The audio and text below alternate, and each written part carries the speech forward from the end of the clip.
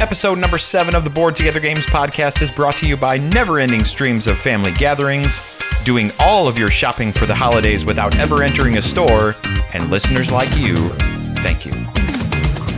In this episode, we ramble on about Black Angel, 2019 Spiel winner Just One, and Betrayal Legacy. We also discuss our opinions on legacy games in general and their possible future in the hobby. Is this one of those things Jerry shouldn't say? What is up, everybody? Thank you for joining us for episode number 7 of the Board Together Games podcast. My name is David. And I'm Jerry. And I'm Kathy. And we are grateful that you joined us again for this really close to the Christmas holiday, I guess, by the time this episode drops, episode number 7. And the busyness continues. It just never lets up, seems like. You guys get all your shopping done yet? Ha, ha, ha, ha, ha, ha. No. No. Why is that funny? It's hilarious.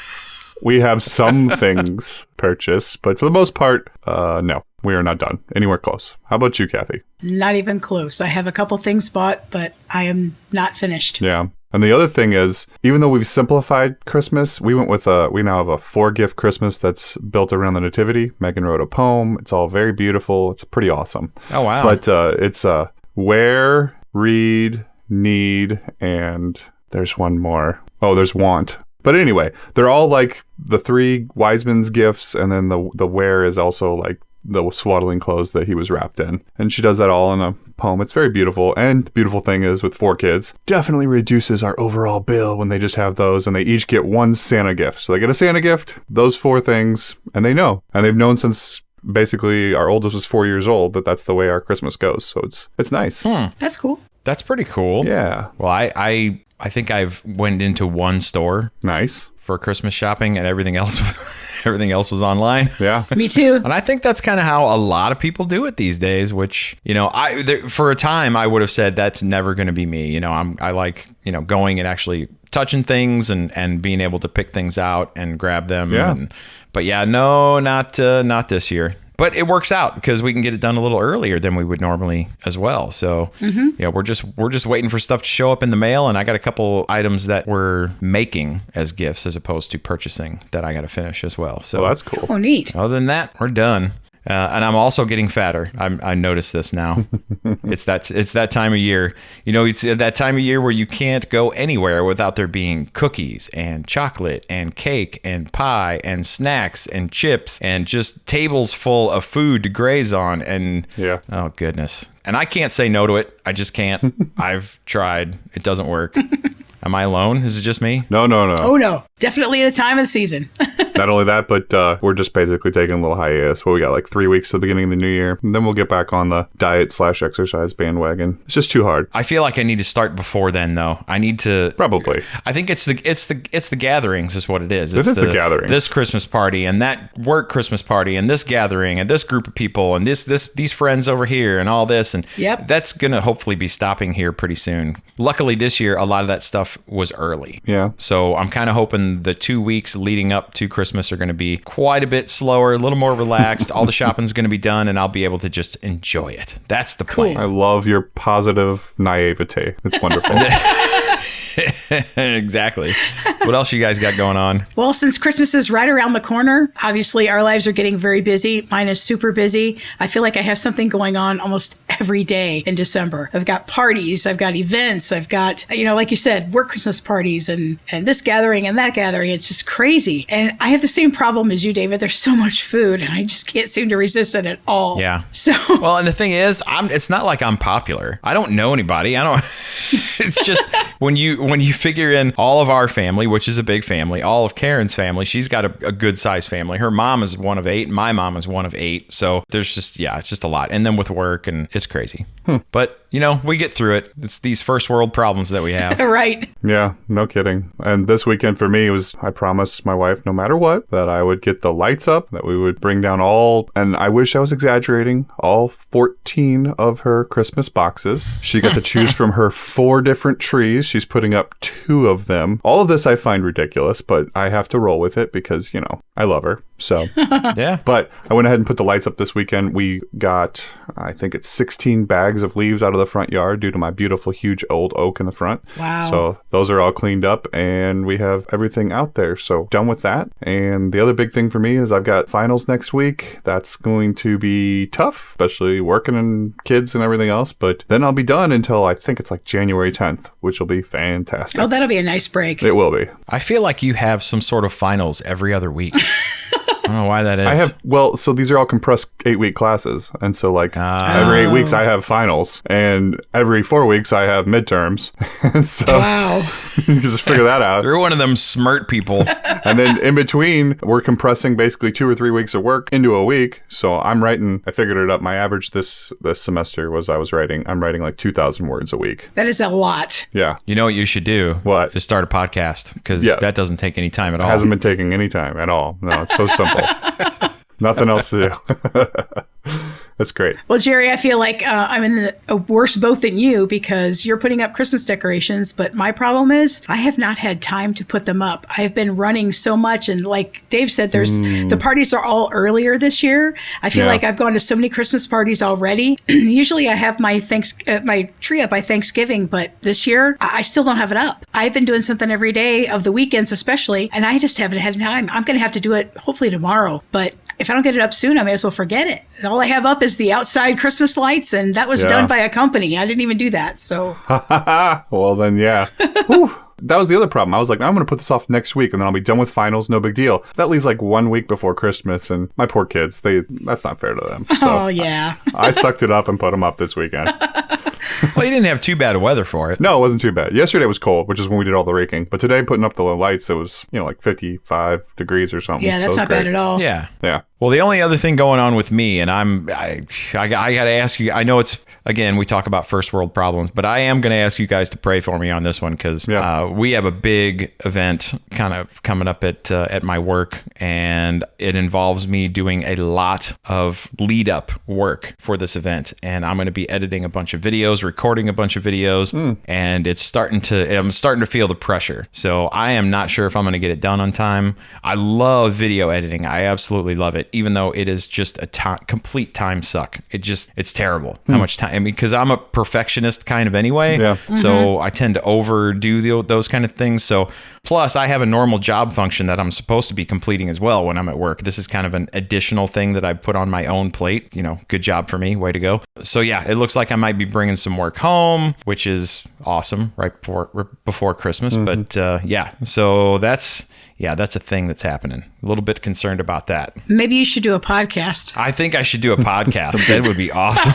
I feel like that would be the right move. Just start a podcast. We will definitely be praying for you, though. For sure. We will be praying for you, but yeah. Well, thank you. Thank you. What we've learned from this is that it's all our fault. We do this to ourselves, I think is what we've learned from this conversation. Gluttons for punishment. Yep. All right. Well, I say that's as good a point as any to go ahead and start talking about some games. Jerry, are you up for this, man? You know what? I'm going to dive in and I'm trying to explain this game. This is going to be interesting. It has lots of issues like saying the name of the designers. That's going to be interesting. It has the in-depthness of the game itself. There's a lot going on with this game, but a lot of people have been talking about it, so I think it's a good one to talk about. We played it and sat down and we definitely have some thoughts on it. So the game I'm talking about is Black Angel. It is by, and here goes nothing, please forgive me, designers, Sebastian Dujardin, Xavier Georges, and Alan Orban by Pearl Games. It's a 1 through 4 player game. We played it as a 4-player game. The main theme is that humanity is abandoning the Earth because, well, we suck. Black Angel is a Hail Mary to save the human race. They're sending them like thousands of years away. The journey to the world is going to take, like I said, thousands of years. And the flight is going to be piloted entirely by AI because obviously the humans are like in cryogenic freezing or whatever that is. Yeah, they just sent our DNA, right? It's like our DNA is Oh, on the yeah, ship. that's what it is. Yeah, just the DNA. And they're going to rebuild them from there. But the different human factions that were launching this didn't trust each other. So there are 4 distinct AIs. that have been placed on the ship to run it. And so that's the big theme. You've got a lot of pieces of this thing. It's a co-op game, so we're all working together, but we're also kind of working against each other because you're still trying to get the most victory game points. It's an engine builder. I'd say we're almost kind of working together and mostly working against each other. That's probably the best way to say it. Yeah. It's an engine builder. You've got your little engine in front of you, and you've got your robots and where you're going to place your robots and all of that. And that's something that comes into play. And it's also a dice worker placement. So you roll the dice and decide which die you're going to play and where you're going to play it and which different part of the ship, essentially. On your turn, you either choose to run sequence A or sequence B. And that sounds simple, right? It's not simple. All right, so sequence A is playing a card on your board. That's the first step. So you take one of the cards from your hands, play it on the board, and that will activate part of the board. So you'll have different effects that will go into play, like you might gain a ship from it, or you might be able to place a robot in a certain area, or anything like that are based off the board. Then sequence A goes to perform an action with a die. So then you choose one of your die, or you may purchase a die from somebody else, and you place that somewhere on the board in order to activate an action. And then after you've done whatever the action is, which, I mean, you can launch a ship into space, you can, repair parts of the ship, you can make parts of the ship more powerful. And after you're done with that, depending on what color you place it on, you draw a card that is of the same color. That's sequence A. Sequence B is essentially a reset. You're going to wipe your personal board. You're going to re-roll all the die. Does anything happen to the robots, Dave? I'm trying to remember. Do they get reset somewhere? No, you just gain dice based on how many robots you have in each of those 3 depots. There you go. So that's essentially what it is. You gain dice depending on where each of those robots are in the depots. That's the really 1,000-mile overview of this game. But there's a lot going on. There's a lot of little triggers that trigger other triggers that you have to then remember these things. And so I'm not going to go over that because we would literally be spending the next 45 minutes while I went over all the little variations. But just know that there's a lot of little sub things that happen when you play sequence A or sequence B. So that's kind of how your turns go. The goal is to have the most victory points by the time you land on the name of the planet is Spes. And the person with the most victory points, their AI is said to win, and they get to basically relaunch humanity on that planet. I will say that this is one of the more mentally challenging games that I've played recently. It wasn't because the game has incredible depth, and it does have depth. There's a lot of strategies going on, but it was because there's a lot going on in the working memory. Like I'm trying to remember that when I do X, Y, Z, A, B, C, and D happen, and I need to make sure all those things get triggered. How many times would you say, Dave, we went back and had to go fix things because we forgot to do X, Y, or Z? I'm going to say more than a couple. Yeah, it seemed like it was a lot. Towards the end of the game, I think we finally had most of the mechanisms down, but there were those less used mechanisms that we would still mess up. For that reason, I like to give it another playthrough because I think that when those things become a little more automatic, we can focus on strategy a little deeper because it was a lot to keep in your memory. There's lots of pieces. There's lots of moving parts. I will say that the most unique part of this game is the space side of the board, where your ship's moving through space and the space is changing constantly. Every time a B sequence is rolled, essentially, you move forward in time or move forward in space, which, sure, as Einstein will tell you, is the same thing. So that's right. Yeah. So you'll be moving forward in time and space, and you'll flip over something new, and it'll be like a whole new board. Well, 1/5 of the board will be new. And so that was really cool. I love that. The co-op side, like you said, it never really became an issue, did it, Dave? We never worried about being destroyed by the bad guys because we were able to fix everything pretty easily. And that's one of my issues with it, which I'll talk about when you're done. But yeah, it never really felt that compelling or intriguing to even kind of be involved with that side of it. Yeah, so. The Ravagers were never like, oh, we're going to die and we're going to have to do the alternate ending to this game, which there is one if the Ravagers take you down. Yes. My overall thought is that it's probably a game I'd play again if someone wanted to, but with limited time that I have these days, it's not something I'm going to bust out and recommend people play. I feel like there's other options that I could play. I didn't hate it, but I will definitely say I did not love it. I honestly don't get why this is getting all the love on the BGG. I have some thoughts as to why that is. I'd like to hear that. What I think, there's a couple of reasons I think that this game is getting that attention. Mm-hmm. One is that it is the spiritual successor to a game by the same designers. It's a game called Trois, and it is a kind of a critical darling that a lot of people who are pretty heavy into strategy Euros are very big on. And I have played it before. Kathy owns it, and it's a good game. I like it. In fact, I like it, I think, more than I like Black Angel.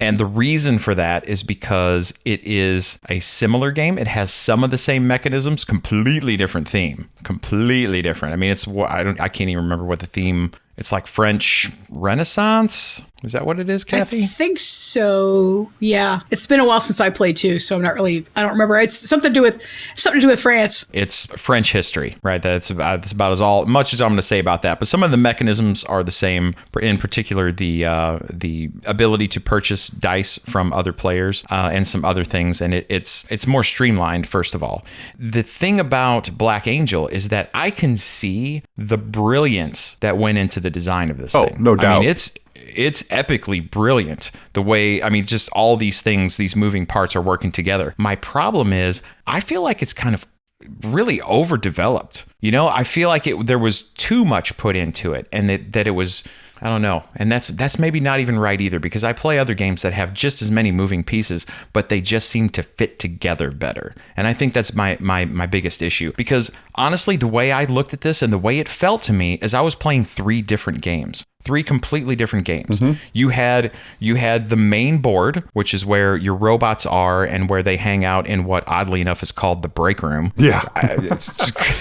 But that was hilarious. And that's where you do your dice worker placement, right? You roll your dice and then you place them on the different action segments, and that's where the Ravager race is coming in, attacking the ship and damaging the ship, and you have to clear all those things up by taking actions, and you get your technology tiles. So that's all going on the main board, right? And your scoring track is there. Then you've got your own player board, which has that little 3x3 grid where you place your technology tiles and you slide them in from the side. And how you place them has an effect on how you get to activate those different things, because you can only activate the tiles of a certain color in any row or column if you play a card of that color. But if you play a Ravager card into one of those rows or columns, you can activate everything. So then you're also pushing some of those tiles out, which cause you to get end game bonus points and things like that. So there's a lot going on there. That's where you keep your resources and activate a lot of your resource gathering abilities through those technology tiles. Then you had the space board, which was the modular thing where the Black Angel ship itself is moving across, and you deploy like little spaceships and play your mission cards and all that kind of stuff. And you move around and try to maximize how you get actions and resources out of that kind of thing. All of those things, they work well. Some of them I liked a lot more than others. I love the space board, the modular space board, where you kept moving through space and playing your action cards out and getting abilities and resources and stuff. That was probably my favorite part. The player board, meh. It was okay. I mean, honestly, I think the biggest reason for that is because I feel like there's other games that do similar stuff to that way better. And then on the main board, again, it was okay. And you alluded to it already, Jerry, is that it just never felt like it was that compelling. That's kind of where, the rule book and the lead up and the description led us to believe that it was this is a competitive game, but you're going to kind of be working together. You're going to need to work together to make sure that your ship stays intact.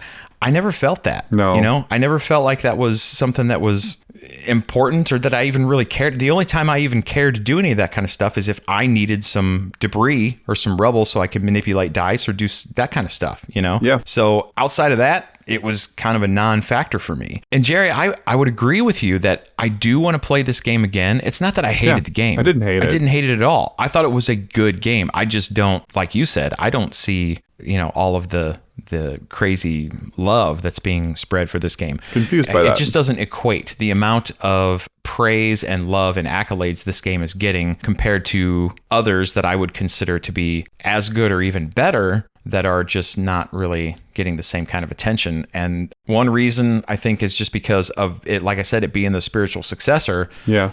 But the other reasons, I don't know. Could it be that there's some I don't know. I have some thoughts. I don't know the board game community maybe as well as you and Kathy. You guys have kind of dove more into that, and I can appreciate that. But just in any community, you kind of get your own language. When my wife listens to our podcast and we talk about Euro games, or she talks about Ameritrash, she's like, I don't know what those things are. Or Engine Builder, she doesn't know what that is, So we get our own language. And the next step is you want to differentiate the intellectuals, the real gamers, away from those that are just the casual gamers. And another way to do that, I think, could be through complexity. And this game, I don't want to say it's unnecessary complexity, but sometimes it just feels like that. I do. I would actually say I feel like this is unnecessary complexity. I really feel like that. And again, so my understanding is that this game actually started its development shortly after Trois was released. That was 9 years ago. Whoa, that's a lot of development. Yeah. So, I mean, I don't know that for a fact, but I feel like maybe there's something to that. Could be. And it could, maybe it's just overworked.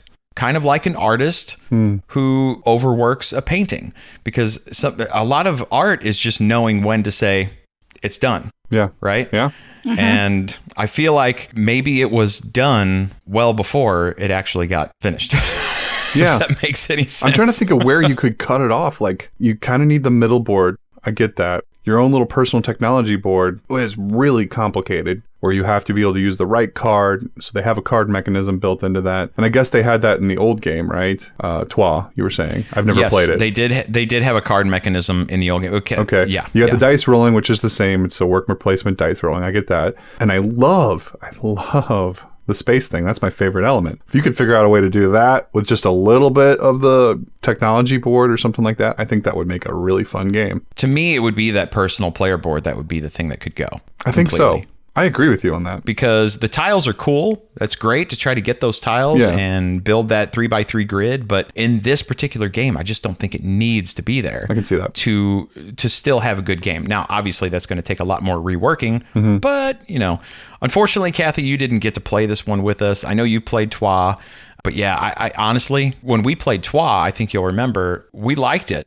We actually got some bad reviews on that one from my youngest son, but that's simply because that's one of those games where there's a lot of different avenues you can take, and he kind of got to a point where he felt like he just didn't know what the best move was for him. Yeah, he didn't know what the best. He had a tough time grasping. A lot of games, it's easy for him. He's like, oh, I need to go here and do this and gather this and go do this. Trois was a little more open-ended, and it kind of threw him for a loop. But I thought it was really cool. I liked a lot of the stuff that was going on in there. And again, I feel like Trois is similar to this game, but just simpler and, like I said, better. So, Kathy, I'm not sure, given your thoughts on Trois, do you feel like just adding a whole mess more to that would be warranted? No, I don't think it would, because I feel like Trois was complex enough that if you add too much more, it's going to be overwhelming. And it sounds like from what you're saying that there was just a little too much, and it was a bit overwhelming having all of these different mechanisms that you had to worry about. Yeah. And it almost felt like, hey guys, look what we can do. You know?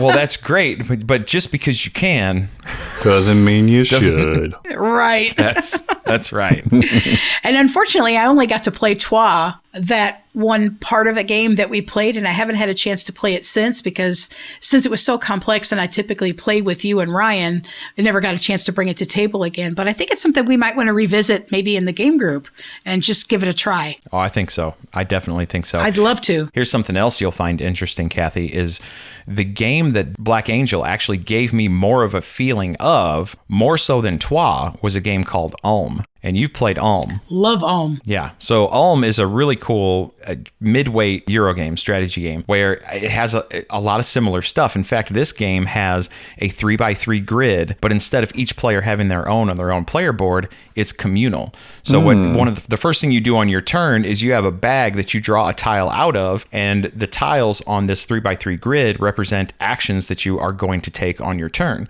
So you're going to take that tile and slide it in from the side in any row or column, and then you're going to push one tile out off of the grid by doing so. And then the row or column that you slide in from is the one that you're going to activate and take the 3 actions that are in that row. It's really cool. Yeah, but it has, similar to the space board, this has players moving along the Danube River, because the setting is the German city of Ulm, okay, historically, and they're building the cathedral and doing all this other kind of stuff. So there are some really big similarities between these two games, in my opinion. And again, that one is just so much more streamlined, so much easier to understand. And maybe it's just that I'm not smart enough to play this game.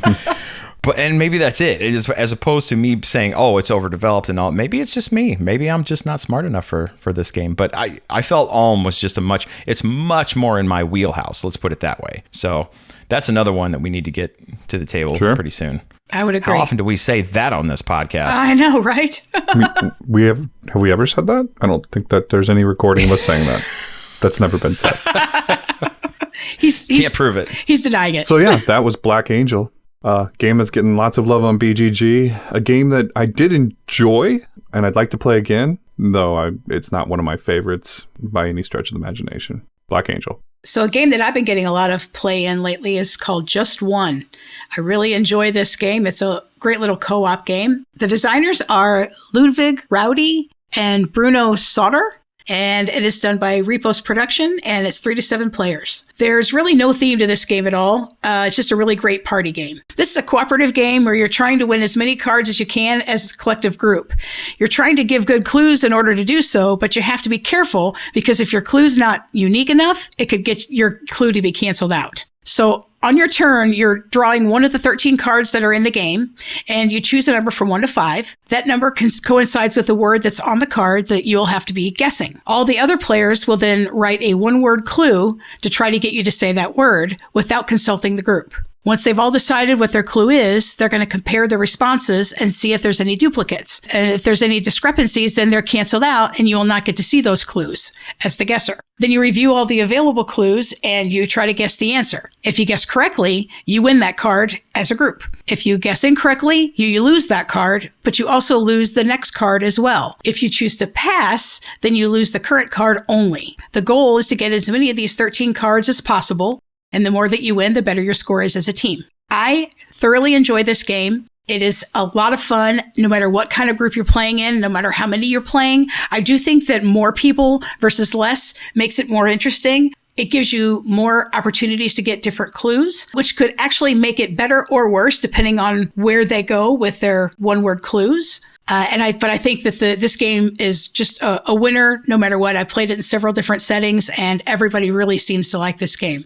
What are your guys' thoughts on this game? You know, I really love this game. I've busted it out in larger board game groups. I've busted it out in our board game group. I don't remember who. I think you brought it first, Dave. But yeah, that's where I first saw it. And I've also busted it out with family and with just some small friends who aren't real big gamers. And across the board, it is a well-loved game. There's a good reason why it can be found now in Target because it's just, I mean, if you grab it, you're going to love to play it. It was the Spiel des Jahres winner last year. Yeah, exactly. Or this year. This year, yeah. And it deserves it. It's just a simple game that gets it done. There's been plenty to talk about with that game. There's been people who had terribly obvious clues who get it wrong, which is always worth a good laugh. And then there's been people who get a single clue because the other people all canceled each other out. And that's also hilarious in its own right as well. Yeah.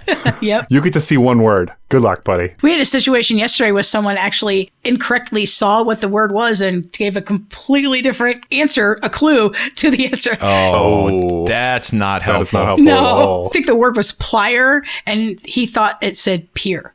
Oh. Ooh. Yeah. Stinky fish. That's going to throw the team off Just a bit. A little bit. No, this is one that falls into that category of games for me that it has that thing. It has that hook. And the hook is not always apparent right out of the gate. To me, the hook in this game is very specific. It's when everybody sees the word, and so everybody's played for a little bit, so you get the idea. You want to have it unique enough, but not so obscure, that kind of thing. But when a word comes out that we're all getting ready to write a clue for, and everybody's just like, oh man, there's the obvious clue. Should I write it? Because maybe nobody else is going to write it. Yep. But if I write it and then everybody else writes it, and that's the thing. That's the hook in this game, and that's what's beautiful about it. So It is. Totally agree. and so we talked about Decrypto a couple of podcasts ago. The hook in that one, the hook for me is when you're sitting there after you've given your clues and you're waiting for the other team to possibly intercept your code, and you're listening to them talking, going, "Oh, please don't go! No. It's not even the gameplay. It's those little things inside of those games that just make them so Amazing. great, and that's the hook Yeah. to me in Just One, and it's awesome, just awesome. I love that no matter who you sit down to play with, whether it's a gamer that's played 1,000 different games or somebody who's maybe just played a couple of, like, just a hint of like a couple gateway games, they all love it. Everybody loves it. Everybody gets it after a couple rounds and just really starts having fun. It starts ramping up, and it's really, really a fun time. Yeah. It's one of those that when I play it for the first time, my thought immediately goes to, why didn't I think of this?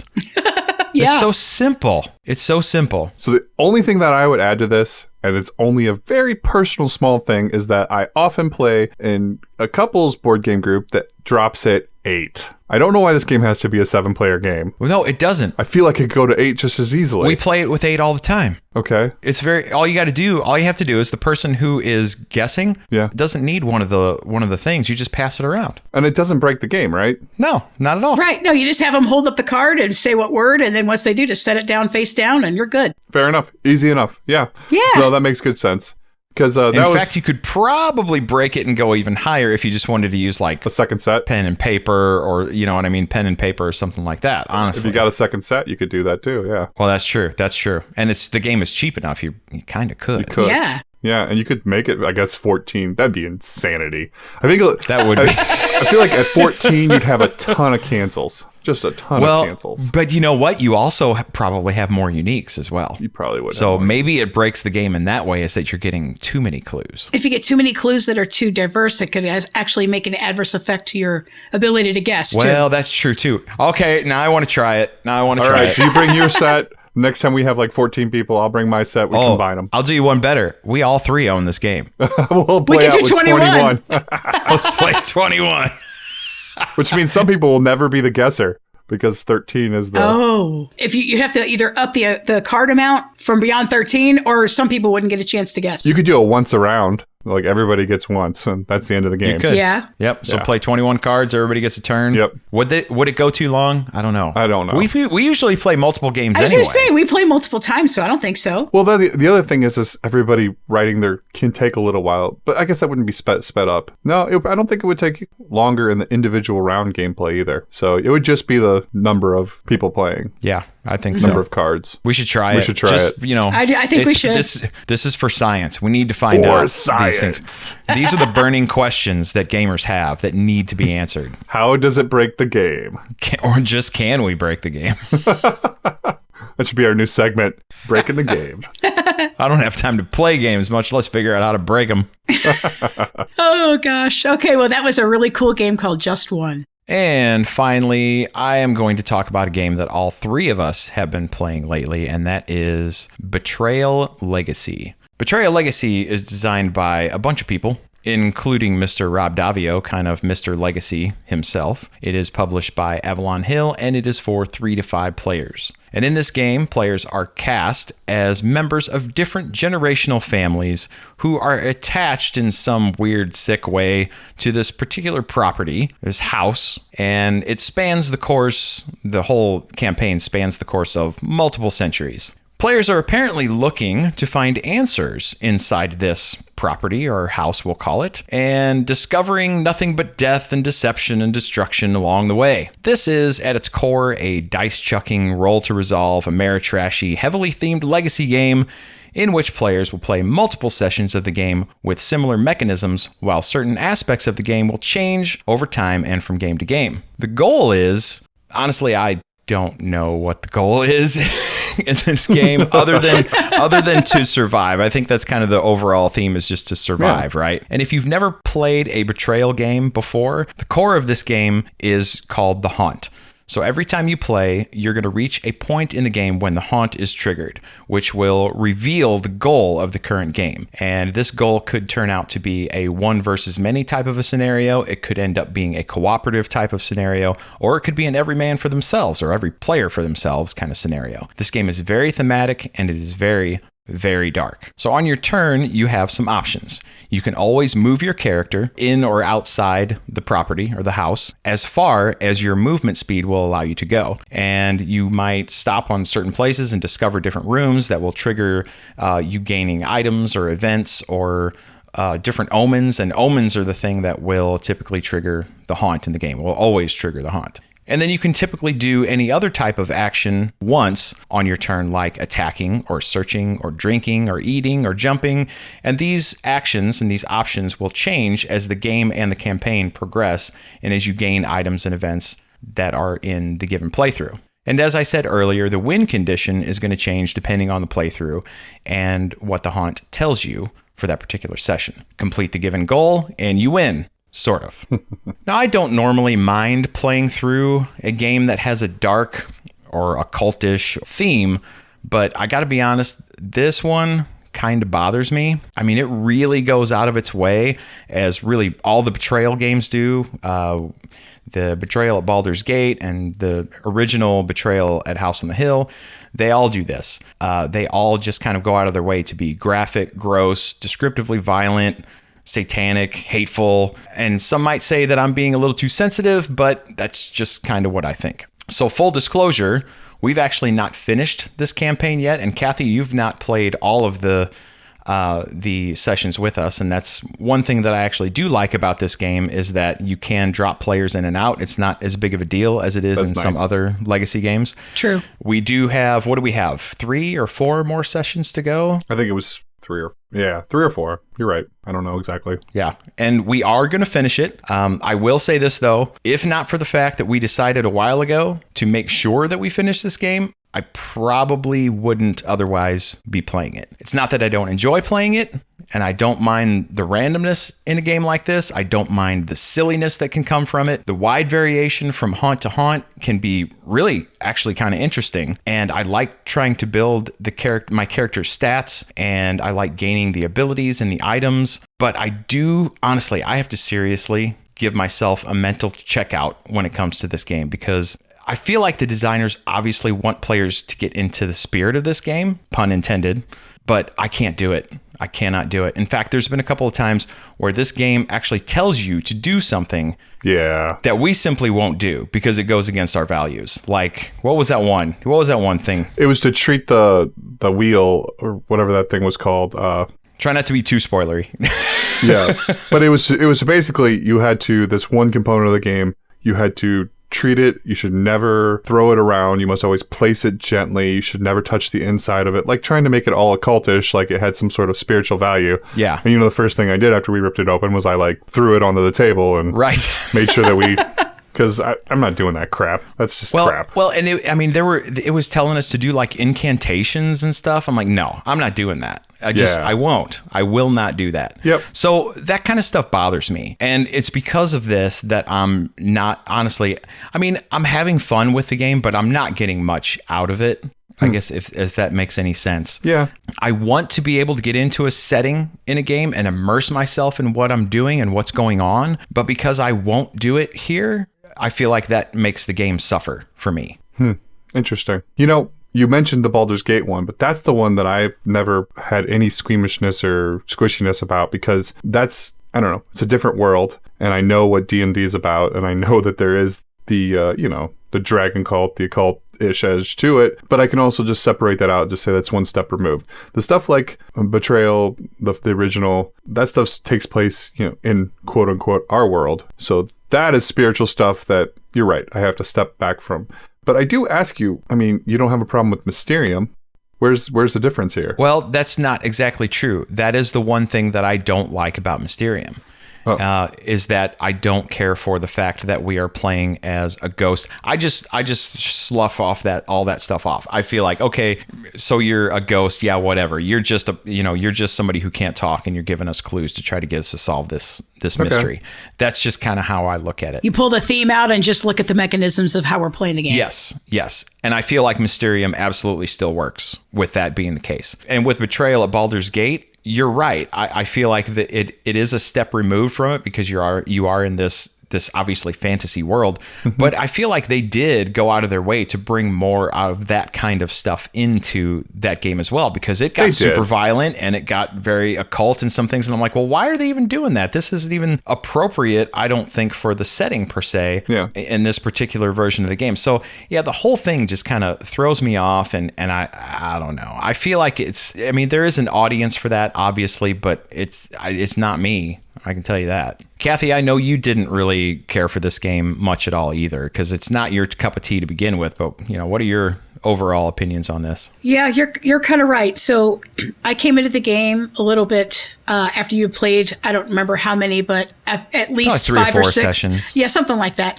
And so I didn't get to start it from the beginning. I picked up someone else's character that wasn't there at the time. And so I didn't really exactly understand, I guess, from the feelings from the beginning. I guess that my feelings of it was, I'm just going to take this guy's place and see what happens and see how this game goes. And I'm also not a really big fan of dungeony, occulty type game either. So when I saw what the game was kind of about and the fact that we're like, it felt like, I don't know if it's really considered a dungeon crawl, but it kind of felt like a dungeon crawl type game to me. So I just, it's like, okay, well, I'm going to go 3 spaces and then I'm going to flip over a tile and see what that is. And it's just not really something that I enjoy. So I've been playing because I know that's something that we're on a quest to finish this legacy game, but it's not a game that I love playing. Like you said, I don't really care for the whole occult feel of the whole thing. And a couple of the scenarios that we've played have been really, really dark. Like, I mean, things that I just did not get into at all without not trying to spoil anything, but just things that I thought, why are we even doing this? So why are they even mentioning that? Why is it all about this?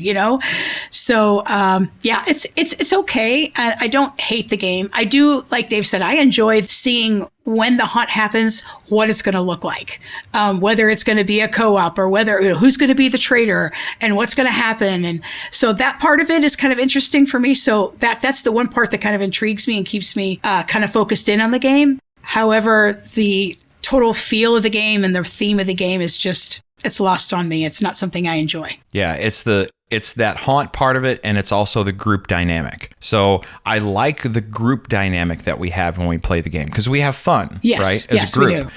So, and I think that this type of game amplifies a group dynamic, which is a good thing, but come down to the theme and it just kind of wrecks it for me. So I totally get what you guys are saying, and I can appreciate that. But I mean, there are so many games that we play that I have thematic objections about if I was actually worried about like experiencing these things in the real world. Cthulhu, not really something I want to experience in the real world. Aliens, most of the time I'd like to avoid. Even like, Star Wars and Star Trek, I realize all that, but those are all inside the realm of fantasy. I guess where for you guys it becomes an issue is because it's spiritual in nature. Is that what it is? Yeah. I think that's it for me too. Yeah. Okay. And I can appreciate that, but I don't know. I think I put it in the Baldur's Gate one as one of my top 10 games. And I love that one because I feel like it does a better job of eliminating a lot of that stuff. It puts it in a different world. It gives your characters each special traits based on their character class. And then it still has all the great elements. Like you said, it's a great game for a group because there's lots of talking, lots of interacting going on. And then when the betrayer goes off and there's a new scenario, I mean, that just creates like this whole new elevation and almost you're running to a climax, which is why it's a fantastic game and why I love playing it. It's one of the better versions of an Ameritrash game that's out there just because there's so much good. I mean, people have fun. You know what I'm saying? But I get it. The Betrayal Legacy, I bought it because I love Betrayal, playing it as a group, but it is getting dark. I will fully admit that. There are some dark parts to it. And honestly, you could argue that most of those settings and themes that you're talking about, Jerry, in some way, shape, or form, tie back to spirituality. True. But I think with this one is it gets so specific and it gets so detailed. And as I kind of alluded to before, I feel like it just goes out of its way to be over the top in that regard. Yeah. That it turns me off. So yeah, I feel the same way about a game that's about aliens because my belief system says that aliens just aren't a thing, and that's just the end of it. So yeah, I kind of automatically go, all right, that's fantasy. That's not reality. But at the same time, there's a spiritual connotation there that would have to be a completely different episode of this podcast. So, yeah. So I totally see what you're saying. And it is easier in some games. And I think that's why. I think the over-the-top nature of it and how descriptive they get with the spirituality and dark connotations in this game and things like incantations and that kind of stuff. It's just like, okay, this is just a little much. So, but I mean, Dave, and just to play devil's advocate, one more time, man, we're punny. when you've played some D&D, and when you play D&D, most of those gods that are built in, most of the characters, the orcs and the goblins, and they all come from our mythology. Sure. In fact, they cherry pick the gods, and the angels literally from, whether it be Babylonian or it could be, they take those and they just move them right into the D&D world. So, I mean, you're experiencing it there as well, just as a counterpoint to what you're saying. No, agreed. And again, it's just sometimes when you are sitting there and you're in the experience, you're in the moment, and these things happen, you just get that gut check. Oh, I get that. And that's what I'm talking about here. That internal feeling, we call it the indwelling of the Spirit, that just kind of puts these, I don't know, it just gives you pause. It gives me pause. For sure. Where I'm like, okay, I have to seriously just be like, okay, this is not something that I'm participating, but I'm not participating. Does that make sense? Yeah. And I gotta say, I will not hate when this one is over. And if this is really eating you guys up, we can switch to Charterstone or something. I had thought about that. Well, to finish, I want to finish a legacy game to be like, I have finished a legacy game, and it's fine. And like I said, I have committed to finishing this one, and I will, because again, there are things about it that are intriguing, and like Kathy was talking about, finding out when that haunt's going to happen, and who's going to trigger the haunt, and who's going to be the traitor. Those are very intriguing things, and when we play the game, we have a lot of fun. So I will continue to play the game. I'll see it through to its completion. The reason that I am saying these things is because they are things that I'm thinking about. So I'm not going to talk about a game and just talk about the things that I like. Mm-hmm. I'm going to give you the whole enchilada. So that's kind of why I'm doing this. So I don't want you to feel like I'm not enjoying myself or I am not interested in playing the game. It's just, I wanted to, not just for us, but also for the people listening, because at the end of the day, this is something that I feel like is important to at least talk about. No, I get that. These types of things exist, that there should be, in my personal opinion, there should be caution taken, because here we are, 3 Christians who do our best every day to put on the armor. Mm-hmm. Mm-hmm. And not everybody has that same mindset or that same background. True. So when they are going into something like this,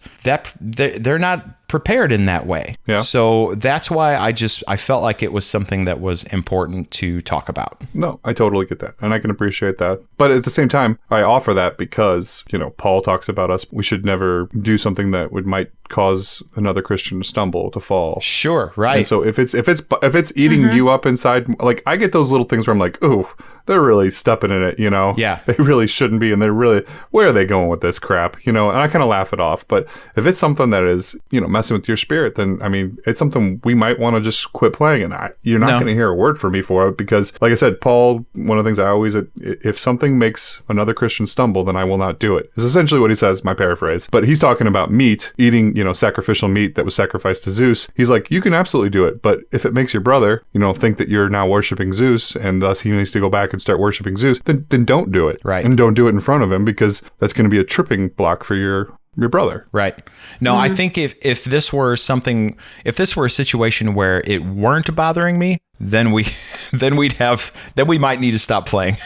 Let's put it that way. Fair enough. And I'm with Dave. I'm okay with finishing it out as well. I feel like I have the ability to unplug from it enough to just take it for what it is and know that that's not how I feel about things, and it's not my belief in anything. And we're just looking at it as the game and as our core group of people playing the game and having a good time. I'm okay with that as well. So okay, cool. I'm good to finish it. I just wanted to double check because I want to make sure, Love you guys. We love you too. Yeah, I think where I have to end up on this thing, what does this mean? What does this really mean for my review? And this really isn't, I guess, a review of Betrayal Legacy so much as it is me describing a game that we played and my thoughts and feelings about it. So I would say that when it comes to the theme, I guess my brain always kind of goes to, did it need to be this? Why did it need to be this? So what I can envision is something that has a very similar feel mechanically as this game, and have a setting like an old Western town where the generational families, instead of being in this, heavily dark and occult type environment, would be building up a homestead infrastructure and surviving basically against things like illnesses and hard times and corrupt authorities and sheriffs and things like, I mean, that to me, that would be so much better and just a more... But how do you have the betrayal mechanism? I've been considering that too. Like, even how you could turn this game into a couple of different things, but the betrayal mechanism being forced upon somebody instead of being a choice. That's difficult. You could work in some heavy narrative about your family just had to bear the burden of becoming the authoritative figure in the town and have them to make difficult decisions about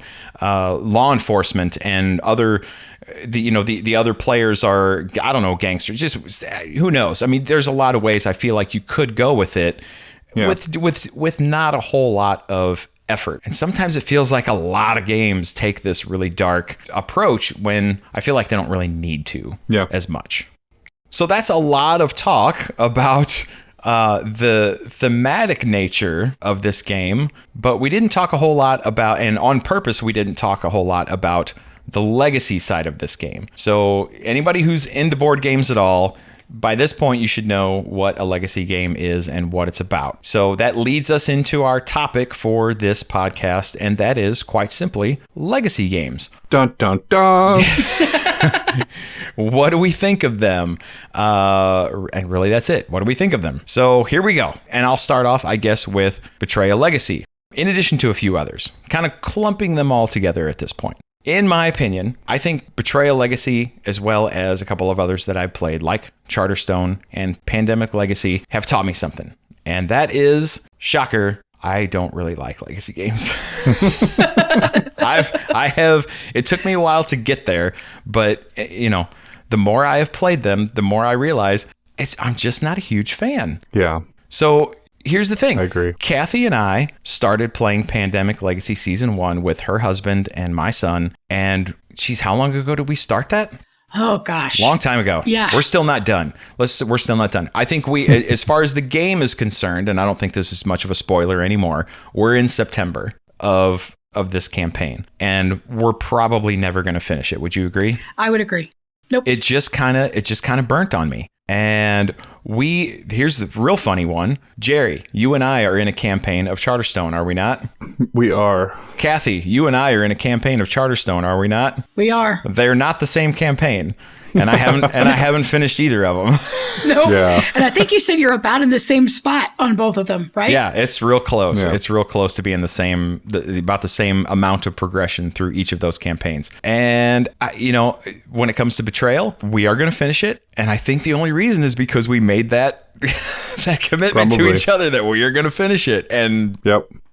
By golly, by gosh, we're gonna do it. We're gonna get her done. We're gonna get her done. But I gotta say, Charterstone. I like Stonemaier games, but that one just did not click with me. It was another one of those I was putting in the work with you guys but I didn't like it. I have a theory on that though. Okay. What kind of pulled me away from Charterstone, and this is happening in both campaigns, so I feel like there's a little bit of validation there. It's just too slow. It moves too slow. It is too slow. Not enough happens from game to game to keep it intriguing, I guess. Yeah. Yeah, I could see that. Yeah, so that combined with the fact that it's kind of repetitive. You're just kind of, very. I'm going to go here. I'm going to take this, and now I'm going to do this. And so I can get this resource, then I got to get this resource. Now I can do this thing. Great, I did this thing. I get 5 points. Now I got to start all over again. I go here, then I go here, then I go here. It's a little repetitive. Yeah. So yeah, that and the fact that there's when it comes to narrative and storyline and legacy, it just doesn't really wow you. No. It doesn't do a whole lot to keep you coming back. I don't even remember really. I mean, I know we're establishing a community for some dumb king. That's like about all I've got there. Yeah. Yeah. And that aspect, I do like Betrayal better. Because at least I can flip over the back of the card and I can say, hey, my character, she murdered 3 of you guys. She had a total of 12 kills before she died. She's pretty awesome. It's at least something to talk about, You're right. And okay, so back to that, in its defense, as soon as you started talking about that, I know exactly what character you're talking about. And her name was Agatha. And we all hated her. She was amazing. No. She was amazing. Everyone hates her. At 7 years old, she killed 3 people. Then at like 22, she killed another 3 or 4 people. And then at like 57, she killed 2 people. And I think she died at like 108. Sheila lasted a long time. She's lovely. I feel like this is something you shouldn't be proud of. Oh, is this one of those things Jerry shouldn't say? Ooh, Jerry. Well, there's the clip for the beginning of the episode. Is this one of those things Jerry shouldn't say? So I have a little bit of a different feeling about that, specifically Charterstone. So about legacy games, I'm kind of seeing that I'm a little bit the same way, that I haven't finished any legacy game that I've started. However, for Charterstone, I actually enjoyed the game. And I was a little disappointed that we didn't carry on with Charterstone. And I don't know exactly why I feel differently than you. I felt like it was I enjoy worker placement. That's one thing. So that's probably one of the reasons why. And I liked the ability to bump each player's back. And I thought that little give and take was fun. Yeah. And I just enjoyed the mechanisms of the game. So I unfortunately wish we would have finished the campaign, because at the end of the campaign, you have a game that you can continue to play, and it's different than anyone else's game. And that's what I wanted to see what it looked like compared to someone else's game. That's definitely a draw. And it is something that and you know what? I don't know. I cannot say that I would never finish Charterstone. I can say that I probably will never finish Pandemic Legacy, but who knows? Charterstone could end up coming back around, and we could sub Kathy in for our missing person. We could actually combine the campaigns and actually finish it out anyway. I don't know. You guys you would have to fight over whose copy we're going to play, but I didn't have a regeneration pack or whatever they call it, so we could set it over, and we never even finished it the first time. Okay, finishing is one thing. Starting over, that I don't know if I can sign off on. I know. Maybe I should just sell it. No. I don't think you should sell it. So I see what you're saying, Kathy. And maybe we start over. Maybe. Well, maybe. It is an interesting game, and the mechanisms are normally things that I like, but for some reason in this game, it just kind of felt like a slog getting through that, just go here, get this thing, go here, get this thing, go here, build a building, move on. I think part of the problem with that feeling, Dave, is because we didn't play it often enough. I think we only pulled it out maybe once every month or two. And I think that's part of the slog for us, is because we weren't playing it regularly to keep it fresh in our minds and make it here's where we're at. Let's move and go to the next thing. And I feel like maybe that might have been part of the problem. I think it's a theme problem. I think if you're going to play a legacy game, it needs to be high theme, not low theme. And I think that Charterstone is too low theme. There's actually an exception to that rule, at least in my opinion. Okay. There's another game that is available. I think you can still get it. It might be a little bit harder to find now, but it is a game called The Rise of Queensdale. I may have talked about this a little bit before on a previous podcast, but it is a legacy game.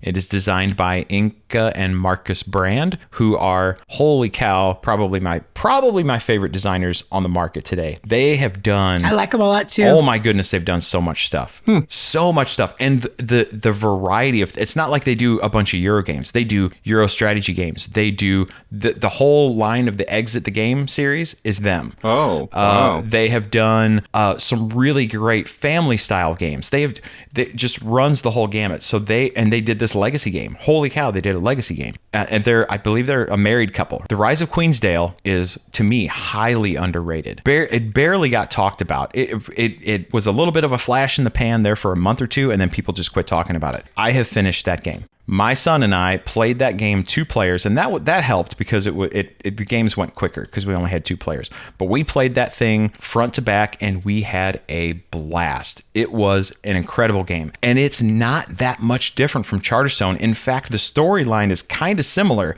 There's a king, and the queen is sick, so he has commissioned all the people of the town to build up this new castle and this new place for her to live out her days, and blah blah blah. But the things that it introduces are so much more intriguing than what were in Charterstone. The way the game changes over time is so much more interesting than Charterstone. The reveal is better.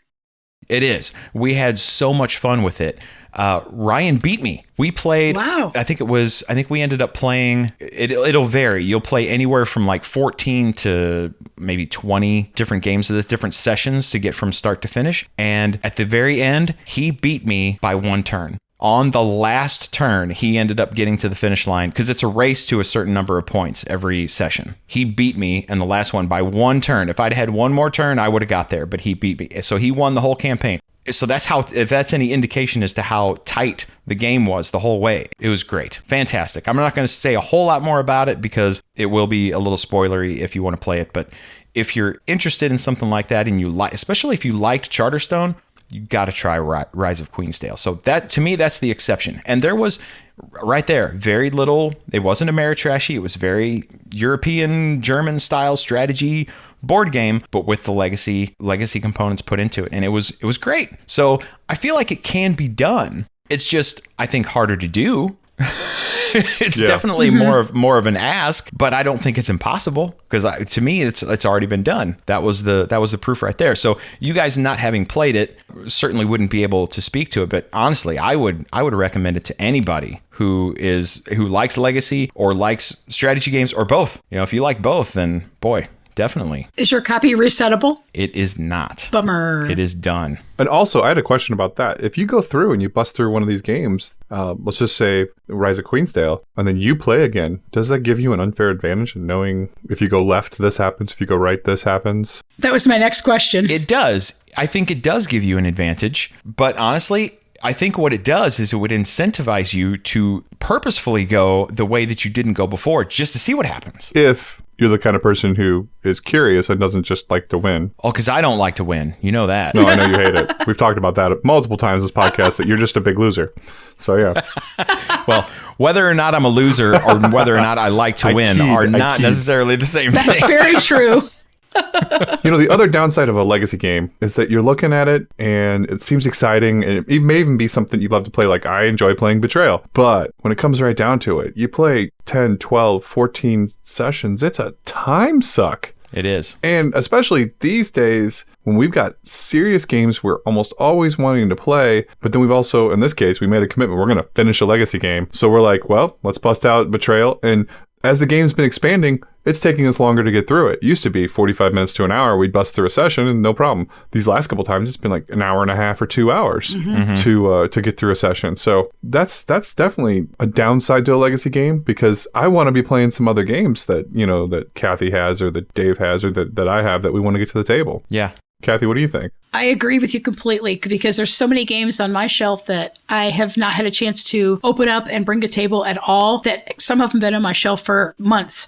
And with having that in the back of my mind, playing a legacy game can really, I mean, if you don't play it, in my opinion, if you don't play it in quick succession where it's fresh in your mind and you can keep going at a kind of a good pace, then it can just start falling to the wayside because of those other games that I would rather play to try to, not rather play, but would also like to play. Well, and what ties into the timing or the amount of time that you have to commit to something like this is, as I mentioned a second ago, Betrayal Legacy is an exception to this rule, but a lot of these games require that you have the same players from start to finish. Yep. And sometimes that's just not an option. I mean, we have a fairly consistent weekly game group of people that show up every time, but even within that, we have so-and-so can't be here because they have to volunteer up at church for something, or so-and-so's got to work late, or whatever the case may be, or somebody's sick. And if that happens, well, you're not doing that. Yeah. Or in the case of Charterstone, one of our people, they have a life thing happen and they can't attend our board game group anymore. And there you go. Yeah. So you're done. So that was probably the biggest reason why we quit playing Charterstone. Because Keith left and we're like, oh, okay.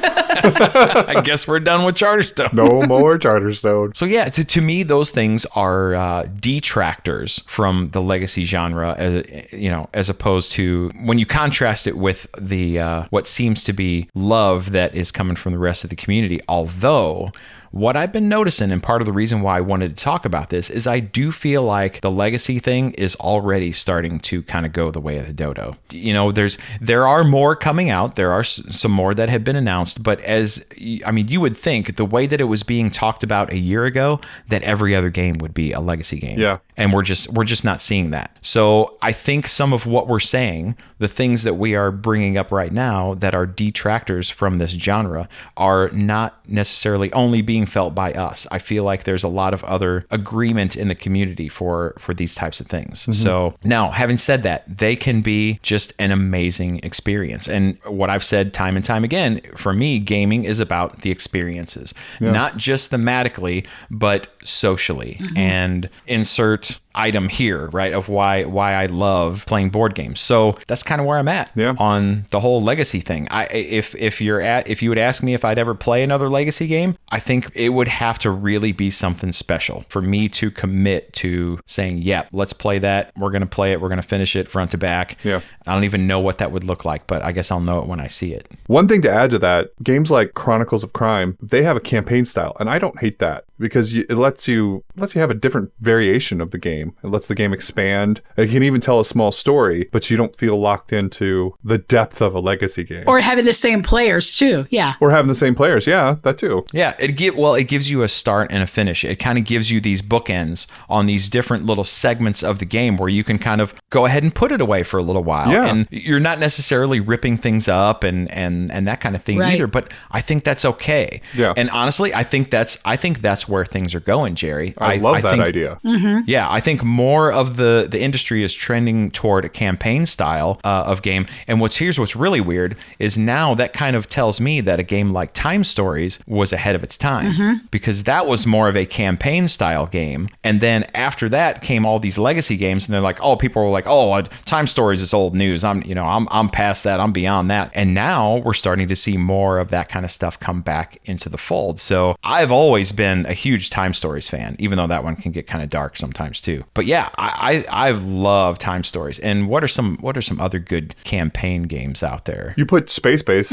Yeah, Space Base is another one that the expansion to that one, they actually kind of call it a mini legacy expansion, but I would consider it more of a campaign style thing. So yeah, it does. It changes the game. It changes the rules of the game. It adds some things, but it's very light. It just adds more ships. I like that. And honestly, I haven't played a whole lot of it, so who knows? There could be some pretty crazy stuff that happens later on in the campaign. But Oh My Goods is another little European card game. It's actually more of a mid-weight Euro, but it's all done with multi-use cards, and it's really cool. Great little game. Yeah, there's an expansion to that one that has a lot of narrative and campaign style stuff. So yeah, the campaign thing, to me, that's where it's at. I love that kind of stuff. I think that's great too. Although I don't hate the idea of a board or cards changing, which I think Space Base is kind of finding that midway to it. It's the first one I've seen that's like, you still get your core game, but here's some things that change it. Because while I love Space Base, if we played it every single week, it could get a little tiresome. Oh yeah. Maybe. So,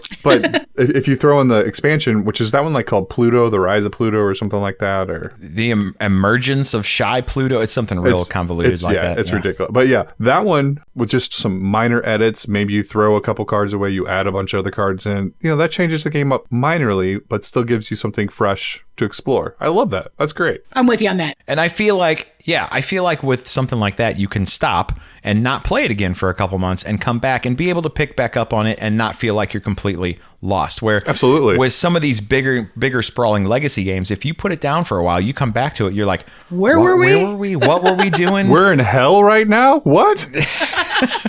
Spoiler alert. Wait, spoiler. That was a spoiler for Betrayal Legacy. Oh yeah, dude, don't be spoiling stuff.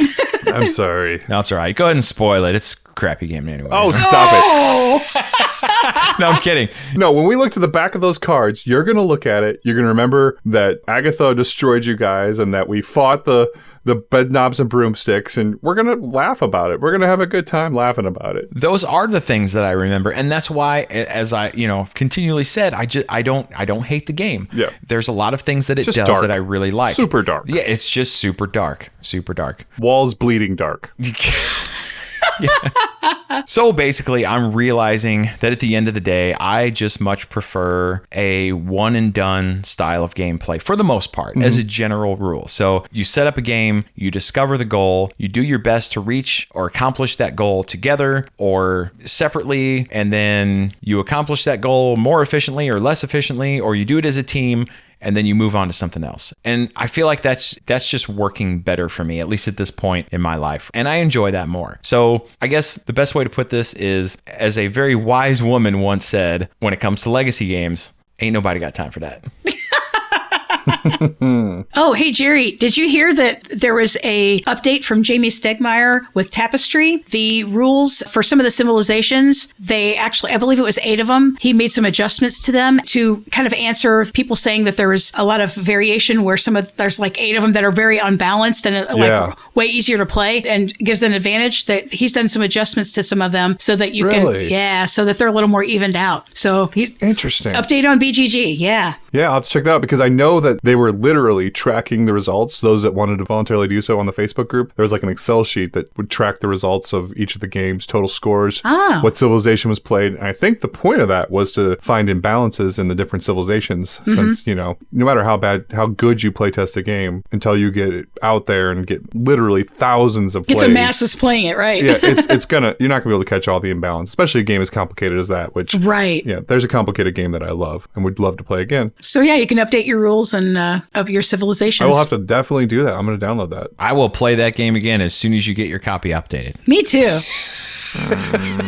Yeah, I believe it's just probably something I'll print out, and then if you pick that civilization, then you'll just, here's your little addition to it or subtraction from it. Mm-hmm. Oh, that'd be a good way to do it. Yeah, print out the errata, I think is what they're usually called. Oh, and speaking of BGG, did you see what the new number 1 hotness is? Gloomhaven has finally been kicked off the top spot by Frosthaven.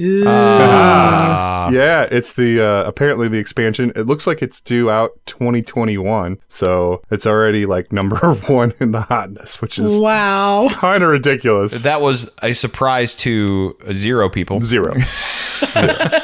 I'm glad I could blow your guys' mind. I didn't know it was a thing yet, so I was surprised just by the fact that there was a follow-up to Gloomhaven, but you knew that was going to have to sequel. You knew it. Well, but the fact that it was number 1 on hotness the day it was announced, not surprising at all. Right. Yeah, there you go. You know what makes me sad, though, is that I know 2 people that own Gloomhaven, and I have still yet to play it. Is that a game you, since it's kind of legacy style, is that a game you can sit down and just play one off, or are you committed at that point? Here's the thing. I'm not even so much concerned with playing the entire legacy campaign or whatever of the game. Yeah. I just want to try it. Me too. Because here's a game that has been number 1 rated game on BGG for going on 2 years now. Yeah. Mm-hmm. And I've not gotten a chance to play it. And that bums me out. Came out in 2017, so yeah. Wow. I would love to give it a try.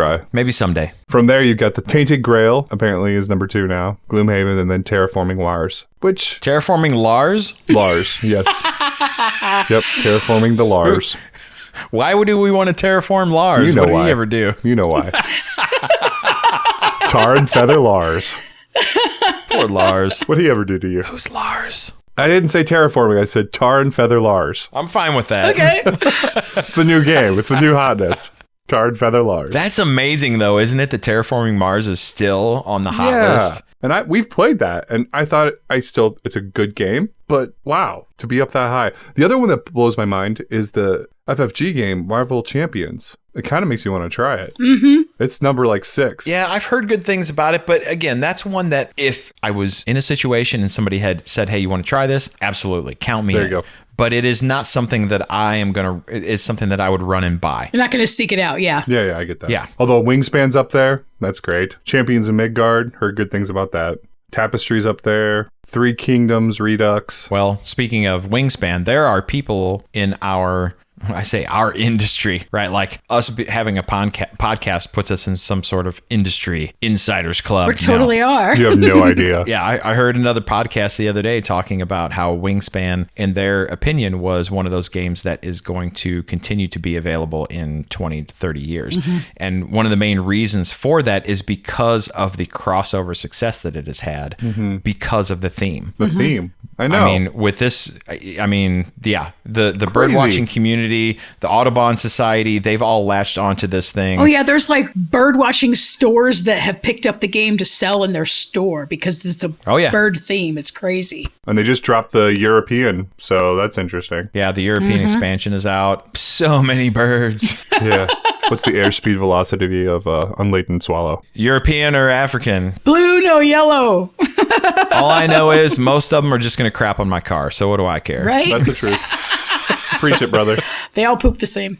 And that is going to wrap it up for another episode of the Board Together Games podcast. We thank you so much for listening, and we have a little bit of news to share with you. Our first giveaway, which we talked about in the previous episode, is still happening. We kind of goofed. We had said that we were going to go ahead and announce the winner of that giveaway in this podcast, but because it is still happening as the time of this recording, we can't do that. Maybe you can't do it, Dave, but I can see the future. I already know the winner. You do? I do. Well, who is it?